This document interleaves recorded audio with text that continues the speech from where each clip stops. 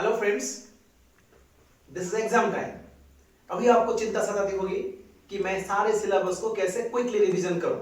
उसके लिए मैं आपको ट्रिक बताऊंगा और सारे ट्रिक को आप लोग ध्यान से सुनिएगा और इसी वीडियो को अंत तक पूरे ध्यान से देखिएगा और जरूरत हो तो पॉइंट्स भी नोट कर दीजिएगा और प्रैक्टिस जरूर कीजिएगा। अगर आप मेरे चैनल को सब्सक्राइब नहीं किए हैं तो कर दीजिएगा ताकि ऐसे एग्जाम रिलेटेड और मोटिवेटेड आपको अपडेट्स मिलते रहें। Point number 1, break the session. Continuously आप पूरी देर तक, लंबी समय तक पढ़ नहीं सकते। कुछ देर पढ़ने के बाद हम लोग को बोर लगता है ना, तो हम लोग टहलने लगते हैं। तो क्या करेंगे, हम लोग पूरे सेशन को ब्रेक कर देंगे। एवरेज माइंडसेट बोलता है कि 25 से 30 मिनट तक पढ़ने के बाद हम लोग थोड़ा बोरिंग फील करते हैं, हमें याद नहीं रहता है, मन इधर उधर कहीं अमेरिका कहीं लंदन जाता रहता है, कभी बॉलीवुड भी चला जाता है ना दोस्तों। सो क्या है, 25 मिनट आप पढ़ेंगे, फिर 5 मिनट का ब्रेक ले जाएंगे। ब्रेक मतलब उसी ब्रेक में पॉजिटिव काम करेंगे, थोड़ा टहलेंगे, थोड़ा इधर उधर जाएंगे, फिर आके फिर माइंडसेट करके फिर पढ़ने बैठिएगा, फिर 25-30 मिनट तक पढ़ेंगे, फिर उसको कंटिन्यू करेंगे आप। तो ये क्या है, कुछ के लिए 25-30 मिनट तक चलता रहता है और कुछ लोग इसको 50 मिनट तक भी खींच लेते हैं। तो आप पहले वो ट्राई कीजिए, आप कितने देर तक पूरे कंसंट्रेशन से आप पढ़ पाते हैं, तो उसी हिसाब से आप सेशन को ब्रेक कीजिए। ब्रेक करने के बाद थोड़ा रिलैक्स कीजिए और पूरे दिन भर का जो ब्रेकिंग सेशन में आप पढ़ते जाए, एंड ऑफ द डे आपको उसी दिन का जो पढ़ाई खत्म होने के बाद आप क्या करेंगे, अपने आप को रिवॉर्ड कीजिए। कैसे रिवॉर्ड करेंगे, वेदर आइसक्रीम खा के आप रिवॉर्ड कर लीजिए या किसी से आप दोस्तों से गप्पे करके वो रिवॉर्ड कर लीजिए, आप कोई गाना गा के, आप कोई डांस करके भी रिवॉर्ड कर सकते हैं अपने आप को। रिवॉर्ड करने से क्या होता है कि अपने आप को नेक्स्ट डे फिर पढ़ने के लिए मोटिवेशन मिलता है ना। दूसरा पॉइंट नंबर 2 है लोकेशन फाइंड कीजिए। जैसे हम मंदिर में जाने से पूजा करने का मजा ही कुछ और आता है, ध्यान भटकता नहीं है। लेकिन घर में पूजा करने से, ठीक है हम लोग पूजा करते हैं भगवान को, लेकिन मंदिर में पूजा करने का जो मजा है, मंदिर में पूजा करने का जो ध्यान है, that is of different kind. So हम लोग, पढ़ाई भी एक पूजा है दोस्तों।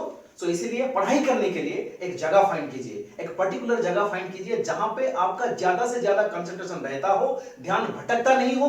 वो जगह आपके घर में फाइनल कीजिए और उसी जगह में बैठिए, टेबल चेयर लगाइए। बेड में मत पढ़िए, नींद आ जाएगा।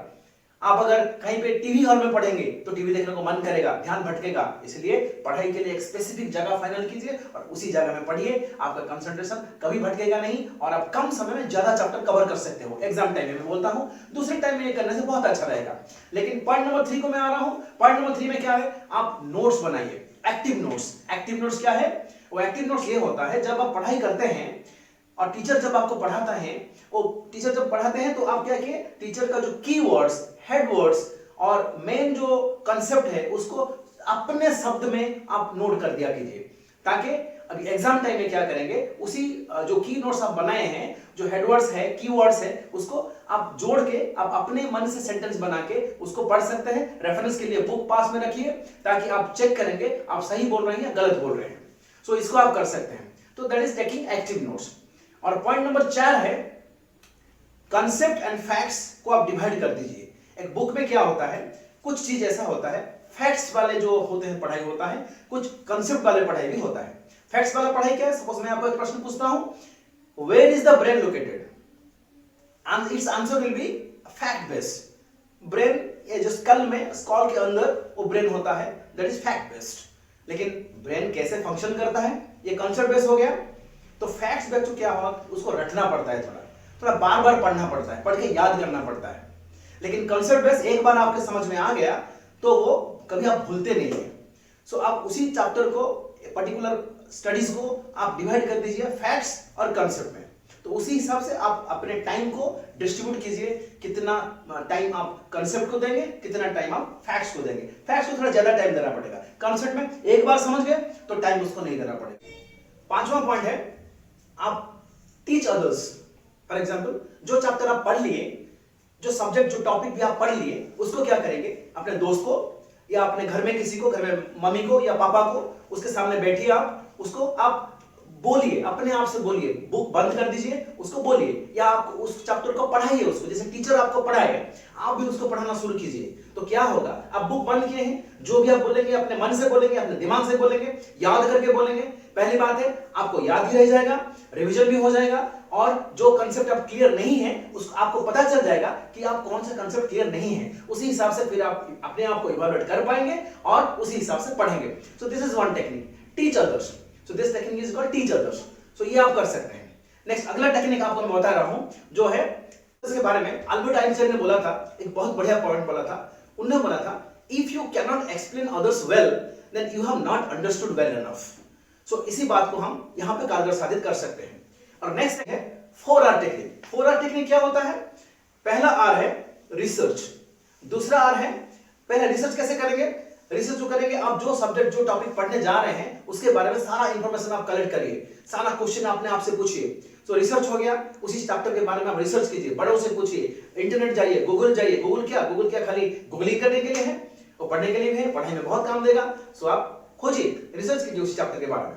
फिर क्या होगा, रिसर्च करने के बाद आप उसको रीड, वो पूरा चैप्टर का पढ़िए, रीडिंग, देन रिसाइट, बुक बंद करके उसको रिसाइट कीजिए, अपने आप बोलिए उस चैप्टर को। सो अभी 3R हो गया, research, read and recite, then recapitulation. Recapitulation क्या होता है? आप उसको क्या करेंगे, पूरा बुक बंद किए और उसका सारा पॉइंट आप याद कीजिए, याद करके शांत बैठ के उसको याद कीजिए, सो दैट वो आपके मेमोरी में फर्क हो जाएगा। ये बात रहा। नेक्स्ट पॉइंट मैं बोलता हूं न्यूमोनिक्स। न्यूमोनिक्स क्या होता है? फॉर एग्जांपल, आप जैसे विबग्योर को आप कैसे याद किए हैं, उसका जो सभी जो violet, V, indigo, I, blue, B, red, R, so ये वाला जो है, ये सीक्वेंस से आप याद किए हैं, इसको आप रटे नहीं है, इसको न्यूमोनिक्स दे दिया गया। सभी लोग ऐसे करते आए हुए हैं। सो आप अपने मन से कुछ वर्ड को, कुछ टॉपिक का आप न्यूमोनिक्स निकाल सकते हैं। That is your technique.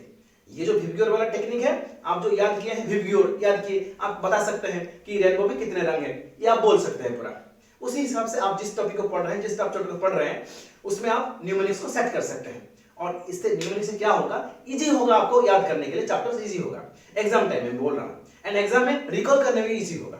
That is very important. और बाकी आप जो पढ़ रहे हैं, अपने दिमाग में इमेज बनाइए।